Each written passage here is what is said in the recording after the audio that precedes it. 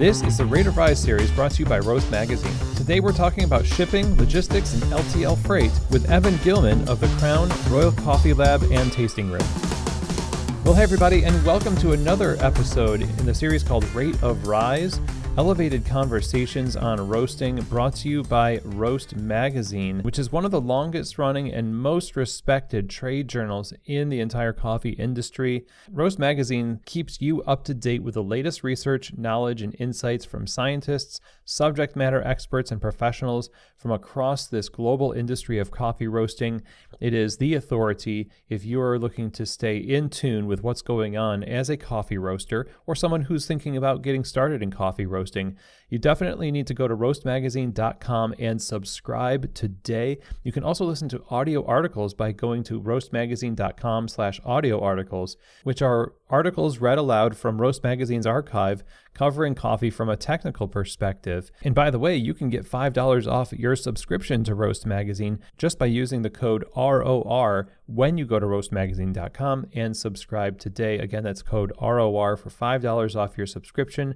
Subscribing to Roast Magazine is absolutely one of the best things you can do for yourself and your roastery. Do that today over at roastmagazine.com. Okay, everybody. Well, today we are going to be diving into a very focused subject. In particular, as has been our theme actually this week on Keys to the Shop, we're staying on the topic of logistics and systems, and this is going to be a conversation specifically about green coffee shipping and LTL freight and what you need to know as a roaster in order to foster great relationships, get the best pricing, and have peace of mind knowing where your coffee is and how to form contingency plans when things go wrong. There's a lot that we cover here, and it's all based on a great article by today's guest in Roast Magazine's July-August most recent issue called What You Need to Know About LTL Freight. We are talking with the author of that article, Evan Gilman. Evan Gilman is an avid generalist and coffee lover, and in his 2 decades in the coffee industry, he has done everything from barista to trainer to Q Arabica grader, Q assistant instructor. He's an SCA licensed AST. Evan has spent time in Southeast Asia getting to know the specialty coffee supply chain. Evan truly has an artist's heart. His passions range from the Balinese gamelan to heavy metal, from photography to communications design, and from baking to brewing. As a creative director for the Crown, Royal Coffee Lab, and Tasting Room, he manages community events and outreach and curates the gallery at the Crown. And he's also the chief editor of the blog at royalcoffee.com. And obviously, Evan, in his experience throughout the industry all over the world, brings a world of experience and insight to this issue of shipping, freight, contingency plans, and just tracking your coffee and building relationships across the supply chain, and staying in touch with your coffee and the people and places that touch your coffee all along the way. So a lot of great practical insights here today. Excited to share it with you. Here now is the Rate of Rise series interview on logistics, shipping, and LTL freight with Evan Gilman. All right, Evan, welcome to Rate of Rise and Keys to the Shop. How are you today? Doing great, Chris. Thank you for having me. This is one of those topics I feel that is just kind of that, it's a logistical concern, shipping your coffee. And it's not one of those topics that you expect to have like a whole spread on. And it's not one of those attractive topics necessarily. But I feel like, maybe Keys to the Shop listeners will understand that there's always more to some subject than is just on the surface. And so I'm excited to kind of dig in to your article and your perspective on shipping coffee and freight and all that fun stuff, especially around LTL freight. So I guess maybe the first thing to talk about is, have you kind of always, focused in on some of the logistics behind coffee and roasting? Like, where in your career did you decide that you wanted to work more in the roasting area or in production? And how did logistics become something that you were not just educated in, but just genuinely interested in? Right. So that's a great question. And I've been about 20 years in the industry now, starting as a barista, moving into training, and eventually helping with the build out of the Crown. And I've really kind of touched a lot of the different parts of the industry and the supply chain. through my work at Royal. The first sort of encounter I had with logistics, of course, was with Royal. And I think it became like a bigger part of my job at the beginning of the pandemic when we had to close down. I was doing a lot of events management and a lot of more outwardly focused, community-oriented planning. And that turned into logistical planning. So I got involved with the outbound shipping department, and that's where I've been for the last 2 years, alongside some of my duties at the Crown as well. So it's been a mixed bag. And as people will tell you, I wear a lot of hats, not only literally, but figuratively as well. Well, hat for every occasion. But you sound in when you're introducing yourself, you say that you're a avid generalist. So I guess that means that you're just interested in all of the different facets that create what we know as the coffee industry, right? Oh, absolutely. And I think that, being a generalist, and I'll play that up, part of that is basically just knowing as much as I can about different aspects of the supply chain and different aspects of coffee, either brewing or roasting or, shipping in this case. So I'll do as much as I can to know a little bit about everything so that I can understand everything more in a more holistic way.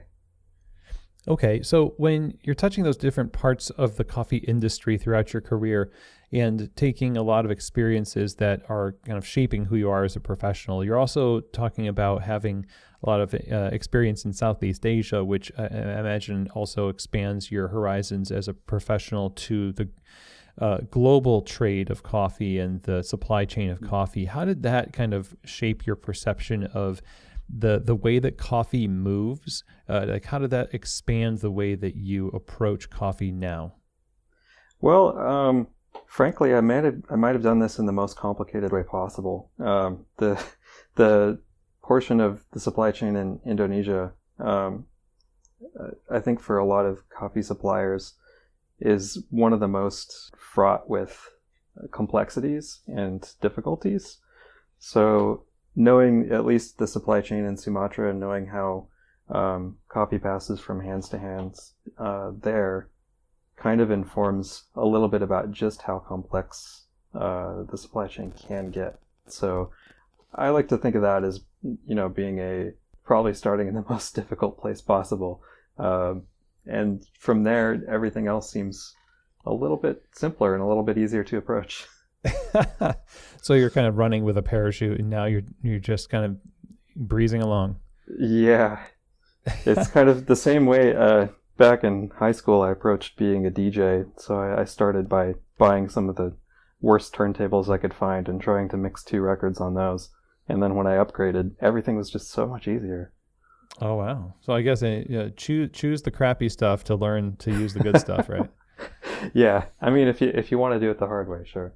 Sure.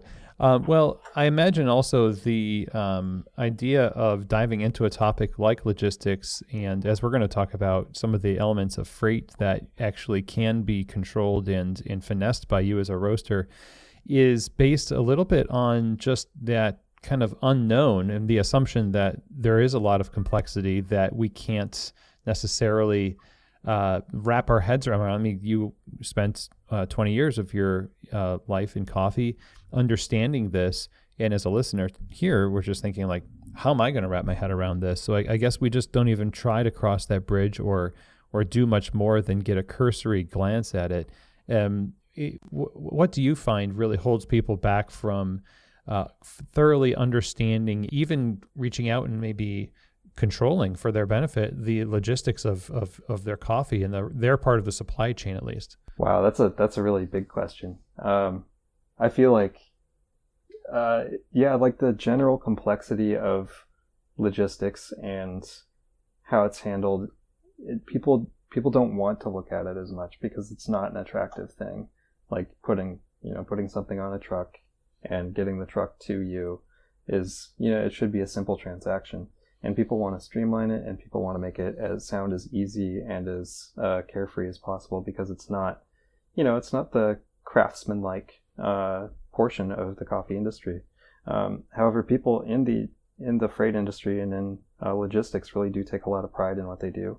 and making sure that coffee and all the other products get to us on time.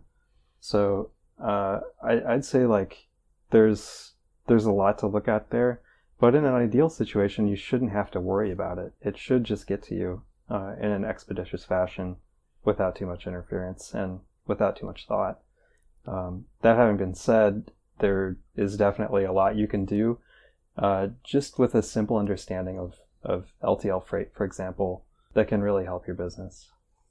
Okay, so you say should. We say, yeah, we'll see. It should it should be easy, but now we're in the midst of just, the fun parts of dealing with this ripple effect. It's like the traffic jams that just keep going forever, and they really only it's like this wave of dysfunction.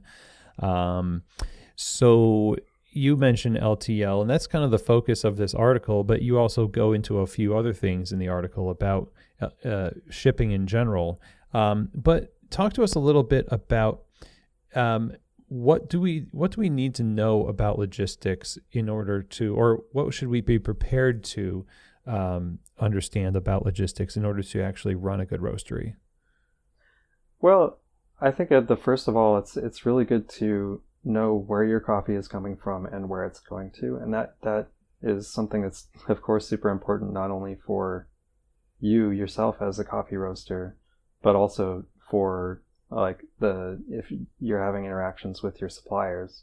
So it's not always the case that coffee is being stored in one place. It could be in a number of different warehouses, and it's really important to know that, wherever this coffee might be, the transport of it is going to be different depending on where it's coming from and going to. So that's a pretty, broad strokes, simplistic way to look at it. But knowing the origin and destination, and then kind of building a relationship with each of the people along the chain that touch your coffee. And that counts for people carrying the freight as well as your traders, and all the way down to producers. There is this need to know that we have, and there's this idea that maybe people are not doing that because they're just trusting that it's going to get to them, and then they have to retroactively try to figure out where it was, not where it is, I guess. Right? Yeah. And this is also important in terms of chains of custody. So without getting too far into the weeds, what that means is at certain points in the supply chain, a certain person is responsible for that good. Or another way to put it is it belongs to one person in the chain at a time. So, for example, in the chain of custody, when Royal, where I work, has the coffee, once they provide you with the bill of lading, then that coffee is yours. That's officially your coffee, no matter where it is. So as soon as we turn over that bill of lading and the freight gets on a truck, that's already yours. So anything that happens during the transition period, when that coffee is on a truck on its way to you or in a terminal somewhere, that's actually technically your problem to deal with. So that's it's something that takes people off guard, and that's not really how we handle it, to be quite honest. Yes, the coffee is yours and it's your responsibility, but we're still going to help you. We don't want you to lose your coffee. And if your coffee gets lost, of course we're going to help you, whether that's trying to work out with the terminals where it might be, or even filing claims for you, or helping you to file the claim for yourself. We're always willing to help and to help solve those problems, because at the end of the day, we want you to get your coffee. And if you're going to have a bad experience with freight, that's we feel a little bit responsible for that too. Well, that's very kind. And sort of like a follow-up to that would be, how much of the standing in that gap between the customer and what is technically their responsibility, but on a charitable extension, you're saying, yes, we're going to help you. How much of that facilitates the ongoing sort of confusion over whose responsibility it actually is? Sort of building these like phantom expectations out there, like it is your responsibility, but it's not. Is there something to say about like, hey, we really need to own as roasters a little bit more of this so that we can fix some of these supply chain issues rather than just relying on intermediaries all the time? Right. And I think in an economy of scale, like a lot of roasters will eventually end up handling their own freight. But for folks using LTL and folks doing smaller shipping, it might make sense for them to let us handle it. I think if there's any disconnect about like who the freight might belong to or whose responsibility it might be, we're going to attempt to help people figure that out. But I think we try to be as clear as possible in saying, if there's a problem, you are responsible for making the claim, but we are willing to help you out with everything you need to file that claim. But again, this is something that shouldn't happen very often, and honestly doesn't happen very often. We see lots and lots of shipments every single week, every single month, and the amount of claims that I see is like very, very low. So especially in the summertime, it seems that carriers do a lot better. There's not a lot of problematic situations along the line as many as there are during the winter, for example. So freight claims, especially right now, have been very low. Well, that's great to hear. And so if things are chugging along nicely, there's no need for us to look into it further and finesse things, or create any more systems within our business to deal with it. But the whole point of this article is that there might be a bunch of little things that you can look into to create kind of a big difference in the end. Right, and I think you may have spoken to Andi Trindle about this a bit ago, about having contingency plans and understanding, like what you can do in case something goes wrong. So while this isn't necessarily planning out your roastery on a quarter by quarter basis, or like making sure you have everything covered and you have emergency plans and contacts in place, there are contacts that will be helpful to you, such as like having contact with terminals, having contact with the shipping representative from the company you're working with. So, for example, Royal uses, let's just say, Old Dominion, and we know that like our representatives there are like willing to help us find and solve any problems in our supply chain. So they're really super helpful.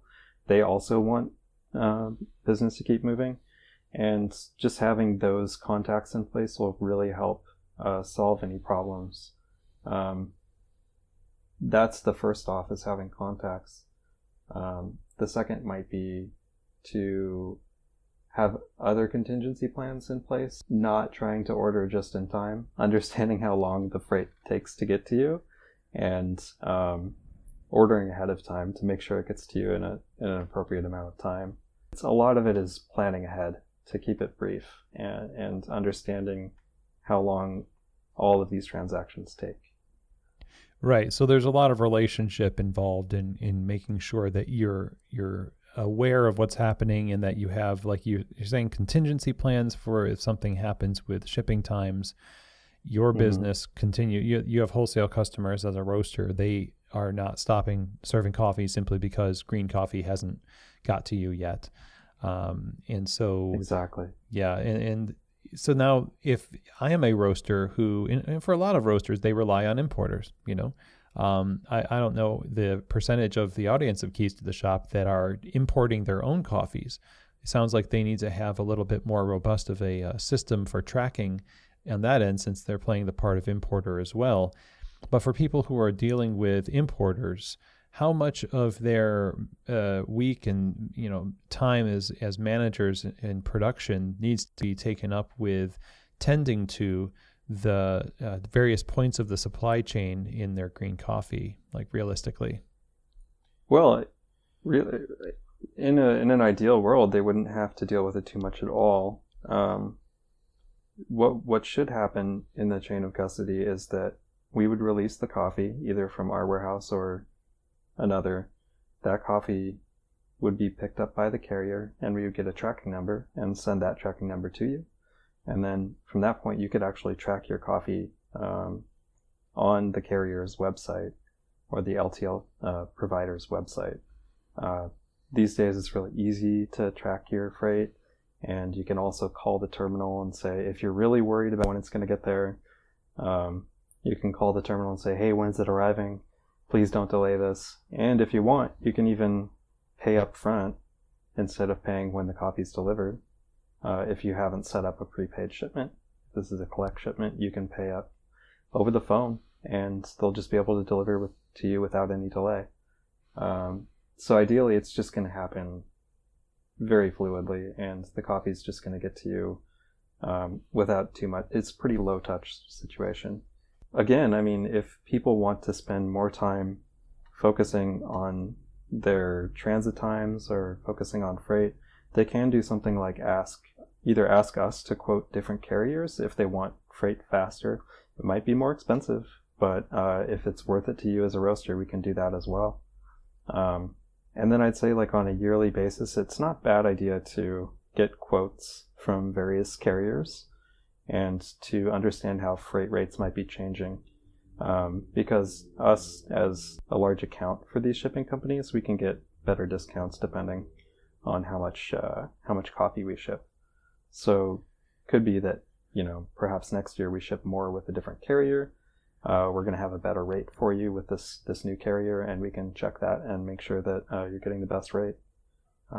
Unless you want to get it faster, and we can ship it that way. Right. Just like shipping normally, it just costs more to get it to you faster. Exactly. So, okay, let's talk a little bit about one of the main focuses of the article, which is that LTL shipping. And tell us what this is. What does that mean, and why is it ideal to kind of drill down into that and explore the possibilities for your roaster? Yeah, so I sort of wanted to parse it in between LTL shipping, which is less than truckload, and FTL, which is full truckload, which are kind of very different styles of shipping and different economies of scale. So I would say for smaller roasters, LTL is really important, and it's also the case that there are many more smaller roasters than there are larger roasters, simply because of the way economies of scale are working. So, for example, the volume of all roasted coffee might be heavily weighted towards very large companies. So the Starbucks of the world and all the big companies, they're going to use FTL pretty much exclusively. They're going to ship full containers every single time because it's more affordable and they'll get better rates. But that's not possible for a smaller roasting company. And there are more of these smaller roasting companies. And I think, at least for Roast Magazine and its readers, there's a lot of these small companies who are interested in the issues that affect them directly. So I thought that splitting this down to LTL would be a good option and sort of serve more people at the same time. And FTL is, generally speaking, going to be a little bit, usually between 1 and 5 pallets at a time. It's basically anything that's shipped per pallet or in lower volumes. If you're getting over 5 pallets, you're getting into like volume quotes and volume freight. So that's more than LTL, but it's still LTL. And it just is priced in a different way than LTL would be. And there's a few different ways that LTL companies will do pricing. You can do per pallet pricing, and that's really great for people shipping below 5 pallets at a time. You know that whenever you ship a pallet, it's going to cost the same amount, and it's going to be scalable up to 5 pallets at the same exact amount. When you get into larger volume quotes, they're going to look at the density and the actual weight of the coffee and like sort of the dimensions of the freight you're sending as well. Not only does distance and gas price count, but also density and weight and dimensions. It gets a little bit more complicated for pricing when you get above 5 pallets, but at the same time, it could be more affordable. Okay, so then what's the first step that somebody who maybe exclusively uses LTL, how do they step into a relationship with an importer and such as yourselves that they're using to kind of make sure they're getting the best deal and that they're getting the best pricing on this? For the roasters that work with us, what we generally do is when they do their first shipment, we quote all our different services, the different carriers we use. We quote all of them for them and give them the best price. If there's one that looks unrealistically cheap, and that's a possibility, we would probably suggest against that one. Or if it's a carrier we're not used to using, or it's a carrier we don't think is too reliable, then we usually won't suggest those carriers, even if they are cheaper. And then we also look at transit times. There's a lot of carriers that will tell you, oh yeah, that'll take 2 days, and it ends up taking 5. Versus others which will tell you straight away that it's 5, but they might be slightly more expensive. I might actually trust that carrier a little bit more because they'll give you an honest estimate on how long it's going to take. So it's not just about price, it's about trustworthiness. Absolutely. Yeah. So there's a lot of trust-based relationships in coffee trade, and LTL freight is no exception. When you work with roasters with LTL, where do you see them making the biggest mistakes in terms of, maybe it's not just LTL, it's just their shipping in general? How do they kind of get out past where they should be, or kind of operate under kind of misguided mindsets and thinking? Where do you see that happening the most? I would say that if you see an LTL freight service that's unrealistically cheap, or it's the cheapest, you can't expect the best service. Like, it's just kind of how it is. Like, you get what you pay for. And if pallets show up damaged, or if there's been, like a lot of quality has been overlooked, like in terms of moving your freight, and you're using a cheaper service, that's a big problem. You don't want to use a freight service that's going to tell you one thing and give you another. Right. And because you've worked with so many of them, you have the knowledge of their behaviors and patterns, versus if somebody is doing this on their own and they're not working with an importer and they're choosing their own shipping company, if they're the importer, like the coffee roastery, and a lot of people do this, they're going to have to be the ones building up a body of knowledge about the, trustworthiness of these people. Right. So if you're choosing freight for yourself, if you're choosing a company to work with, that's great. You might not be able to get as good of rates as we might be able to get because we do so much more volume. But if you live in a location that doesn't have the best service or isn't near like an interstate, it might make sense for you to do that. On the other hand, if you trust us, then we can get you all set up with a better rate, or the best one that we can find. Right. So what's the gap? I mean, usually between maybe the rate that you could get as such a volume importer versus me with, 3 cafes, 20 wholesale accounts, and just a desire to import my own coffee. That's not a small service you have there. Like having 3 cafes going and roasting, perhaps 500 or more pounds. I mean, probably more than 500 pounds per week, right? Right. I mean, hypothetically, this is like, Joe Roaster out there. But, if somebody fit that description, and let's say like a small growing craft roaster who just was wanting those more relationship coffees and had to deal with those logistics just independently, what's the gap between the kind of pricing you can expect to, the gap between the pricing that you pay and the one that somebody who's independent would just have to pay because they don't have as much volume?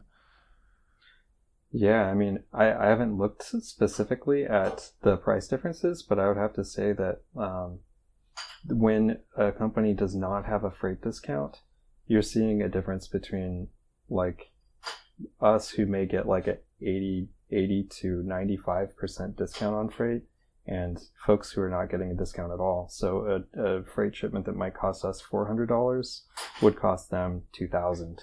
Oh my. So yeah, it can be quite drastic. Yeah, I mean, that's quite a bit. And I suppose that, it just comes with time to build up that volume, and there's no amount of relationship and, finagling that you could do necessarily with the different players in the supply chain to make up that gap in, financially. So I guess you would just already have had to have planned on paying that kind of shipping as you decided on your business model.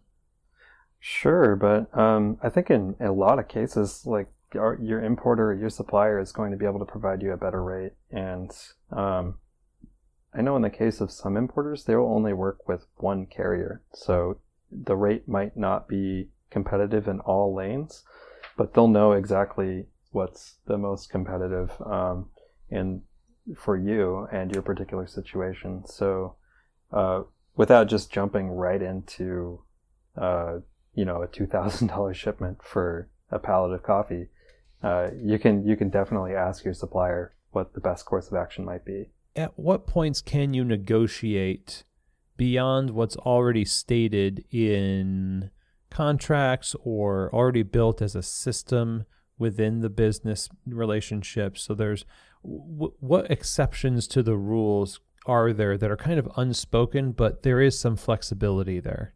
I would say, like, if you're getting towards being a bigger roaster and you want to start negotiating your own freight or handling your own freight, you can negotiate at that point. If you're getting into volume quotes, like around like 5 pallets at a time, if you talk to a carrier and say, well, we can guarantee that we're going to ship 5 pallets per week, which is a lot. That's a lot of coffee. Then they may be willing to give you a good rate, especially if you vow to only work with them and only work with them as a carrier. So if you lock in that business for them, they're going to be more willing to give you a break, and they might even be able to give you a better rate. But before that point, I would say it wouldn't be realistic to negotiate with a carrier and say, hey, I'm doing 1 pallet every, month. Can you give me a better rate? They'll probably just say, that's nothing. Like, you barely do any freight with us. But they might give you the time of day just for asking. There's no problem in asking. So. Who is it you're talking to in these? Is it the salespeople? Is it a manager? Who is this person? Yeah, I mean, a good place to start would be at the terminal, your local terminal that handles your freight. So, for example, if you're in Seattle, you can go to the old Dominion terminal in Fife or Tacoma and say, hey, like, can I speak to somebody about negotiating a freight rate? And they're gonna put you in touch with the right person because they want to have the business for sure. Right. And I imagine now with kind of the global supply chain issues that are happening, is there more of a desire to keep people's business than there used to be? Like, you're talking about people that want to reward loyalty and lock in business. It seems, I don't know how to think about this. Is it less likely that they're going to be as ready to do that now, or is it just not changed that much? Yeah, that's a great question. I mean, I think freight is in such a big demand right now that I don't know if people would have too much leverage in terms of negotiating a better rate unless they're a larger player. To be honest, like, freight is in such demand that they're honestly going to charge what they're going to charge, to be frank. But I do think that there's still going to be professional courtesy, and there's still going to be people who are willing to do business with you and keep your business. I don't think they're going to blow you off, even if you're a smaller player. I still think that they're going to want your business and they're going to want to have you as a customer. It reminds me of COVID when it first happened, where, we're all scrambling to continue to stay in business. And, we charged what we charged, and we had to come up with other items, like half gallons of vanilla lattes and things like that. Mm-hmm. And people understood that. But I don't think, as a community, have forgotten about the people who did support our businesses during those times. And I imagine people are people all over, and they understand that even if they can't give you a better rate in the time being because of just the upheaval that's going on, you mentioned, relationships. It's like in the future, maybe you're just going to engender a lot more goodwill by, tending to those relationships and being kind and communicative with them. In the future, when they have more leeway, they might be more receptive to your conversation. Oh, absolutely. And I think, that goes for every area of the coffee industry. But I see that in working with my compatriots in Outbound too. They've been doing this for much longer than I have, and they know people across the industry who might have switched from like one trucking company to another, and they'll be able to say like, oh, hey, can you offer us a good rate for this next shipment? And even though that person is at a brand new company, they're still willing to give us a better rate because they know we're good customers, and they know that we want to have their freight prepared as soon as they show up. That's important for them too. For us to be on time, and they're going to see that, and they're going to see the ways that we've supported them in the past on a personal level, and make it easier, make business better for everyone. Yeah, I've never done this personally, but I've got friends who have done this, where you work at a call center, and it feels like it's so depressing because everyone's got their ire raised towards you, like everyone's upset that you're calling them. And I find this is true with a lot of coffee shops and sometimes roasteries, where we are very much trying to be professional negotiators and hagglers on the phone, and we don't have a lot of bedside manner when it comes to dealing with vendors, I guess. Yeah. It's interesting. We're in hospitality, but when we get on the phone, all of a sudden it's like, not anymore. Well, hospitality extends to even vendor relationships with, LTL freight carriers, I would say. And when we have a problem with shipping, I don't call the terminal and say, hey, where's my stuff? I'm going to be courteous, and, they've got a bunch of stuff going on in their day. I just need to get this problem solved. And it's, I know it's not their fault. For example, like if you're in a cafe and they're not going to grind your coffee beans for you, that's not a policy that the barista made. You're not going to take that on them, are you? Right. I would say that the same goes for LTL freight and everything around it. Just try to be courteous to the people who are serving you, and it'll go a long way, and they're going to remember you. There's one person, in fact, that I deal with on a weekly basis at the Old Dominion terminal in Portland, and I want to shout her out. That's Ltl. She's like the best customer service person, and she always helps us get our freight out of that terminal. She's super great. And I mean, yeah, working in a call center, that reminds me of that movie Sorry to Bother You. I don't know if you've seen that. I've never seen that. Yeah, I highly recommend it. But it's like, you don't need to be a power caller. You don't need to take grip of the phone situation every time you get on the phone. Just try to be courteous to whoever's on the other end too. So one of the things that you've been saying, I think, is that there's, if there's no problem, then you just kind of, have these relationships, you keep conversations going, but problems do happen, right? And so what exactly can happen with LTL freight that we need to be aware of? And as we talked about contingencies, what's the recourse? What do we do about that? Right. So there's a lot that can happen to a pallet of coffee as it moves from us to you.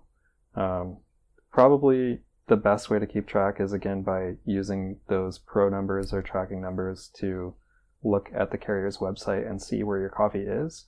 There's a few different signals they're going to give you when something goes wrong. If it says it's holding at the terminal, that might mean that they don't know what to do with it. They might not have a correct address for you. They might not know if this freight is prepaid. They may not understand that it's prepaid, and they're holding it for your payment before delivery. So always good to take a look at that tracking and see what's happening. Another thing that can happen is that you'll see all short, which means, unfortunately, they've completely lost all your freight. So if you have shipped 2 pallets and it says 1 part short, that means they've lost 1 pallet. But if it says all short, they don't know where any of it is. So that's a great time to call a terminal and say, hey, what the heck is happening? And the terminal might actually have a good answer for you at that point. They might say like, oh, actually we had to list it that way because it hadn't arrived from this other terminal, and so on and so forth. And then they might fix it for you. Worst case scenario, they're going to say, well, we don't know where it is and we don't know what's happening. In that case, it might be good to get back to your supplier who handed it off to that carrier and ask them, hey, did you actually give them this freight? Do you have a signed bill of lading that you can send to us, or like a different tracking number? And at that point, they might be able to provide you, or like the supplier I'm speaking of, they might be able to provide you with additional tracking information, or give you an idea of what's happening with your freight. If none of that happens, if none of that pans out in terms of further information, you might have to sit tight. A lot of times, if something clerical happens, the freight might have just been lost as a number, but not physically. It's actually in the terminal somewhere. So they have to go back and track its path all the way back to the supplier and check at different terminals actually going out onto the dock and looking for a pallet of coffee. Wow. So yeah. That's a real thing that happens, and not infrequently. So I would say 95% of the time they're going to find that coffee. If you have the occasion to see a shipment go all short and the carrier or terminal gets a hold of you and says, hey, you have to fill out this claim sheet right away, that means they know it's gone. Like either the truck went missing, or we've had a case where a truck caught on fire and everything inside got burnt. So you don't want that. You don't want that pre-roasted coffee. It's probably not good. It's depends on who you talk to, Evan. Yeah, I mean, if you want that Vienna super dark roast, that might be just the thing for you. But yeah, they're gonna let you know right away if the coffee is irrevocably damaged, and they're gonna provide you with a claim sheet. That's the worst case scenario. I have only seen that happen once in 2.5 years, so I don't think that'll happen to you. But yeah, it's good to know these sort of signals you'll see in that tracking section. If it says it's still in transit, then there's, it's on its way, it's moving, that's good. If it says it's out for delivery, then you can expect it. Other than that, yeah, keep an eye on that tracking. Man, that's scary to think about a claim. Filing a claim means you're going to receive or potentially receive some kind of financial compensation. You don't have coffee. That's the bad news.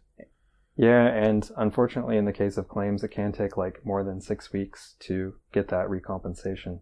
So for a business, that's a real hardship. Not being able to get that money or recoup that money from that lost product for 6 weeks. So again, in terms of contingency plans, yeah, you have to make sure that you're liquid enough to handle these sorts of things. Oh gosh, yeah. We'll, in that moment, yeah, you might also be talking to your importer about we need more coffee, and maybe be willing to pay more to get it to you sooner, I suppose. Right. And I mean, in some cases, this importer might understand your problem and say hey, look, we understand, and we can offer you some sort of different payment plan for this shipment because we understand that it was damaged or lost in transit and that you're basically out of that money for the next 6 weeks or 2 months. Always just talk to the people who manage your account, whether it's with the carrier or with the importer, however you work, and people are going to be willing to help you. I'm sure of it. Yeah, and there's a limit to how much they can help because there's still a business. Yeah. Both people are running a business, the importer as well as the roaster. Yeah, that's true. I mean, we can't just ship out coffee for free willy-nilly. but we can definitely help, like, ease the blow a little bit, because in the super rare chance that that's happening, like, we know that's not cool. It's not a good situation to be in. Yeah, and it's back to those relationships, because we're more likely to do things and foster those relationships through just being transparent, I guess. Like, yeah, it sucks, and we're going to do what we can. And if I know you're doing what you can, and that there's limits to that, and then if you as a importer are pushing those limits, and you as an importer know it, I as a roaster am operating with as much ownership over this process as possible. I mean, that's just creating a good relationship all across the board. Absolutely. And just acting in good faith and giving people the benefit of the doubt, making the charitable assumption that they're doing the best they can is super important, especially just in any situation, but I would say especially in business situations. Can really help. Great. Well, Evan, thank you so much for being a guest on the show and breaking all of this down for us. I highly encourage everybody to read your article, What You Need to Know About LTL Freight. And I would invite you to let us know how to keep in contact with you. How can we, if you write anything else, or you have any socials or website, let us know. Sure, yeah. So I write for the Royal website pretty frequently. Any Crown Jewel coffees come out, I write all the home roaster content. So if you roast on the Aiello Bullet right now, I write all the profiles for the different coffees we release roasted on the Bullet. I infrequently write for other publications, whether it's I recently wrote a review of contemporary music in San Francisco, or if you are inclined to read more about coffee, I write for Roast Magazine and others. Excellent. Well, Evan, pleasure to have you. Thank you so much. Thanks for having me, Chris. Well, I really hope that you enjoyed that conversation, and that Evan's insights here have given you sort of some marching orders for maybe what to start even doing this week. Start reaching out to the people that you know across the supply chain, just to, start building these relationships, get more information, and just have conversations about how you all can help each other, especially in these uncertain times. I think these are absolutely great conversations to have, and I'm really thankful for Evan shedding a lot of light on this subject. So a huge thank you to Evan for being my guest here on Keys to the Shop. And if you want to experience more of Evan's thoughts, be sure to subscribe to Royal Coffee's blog and stay in touch with what's going on at the Crown and their gallery. If you're in the area, definitely visit them. Big thank you again, Evan, for your work. And be sure, by the way, to read this article at Roast Magazine.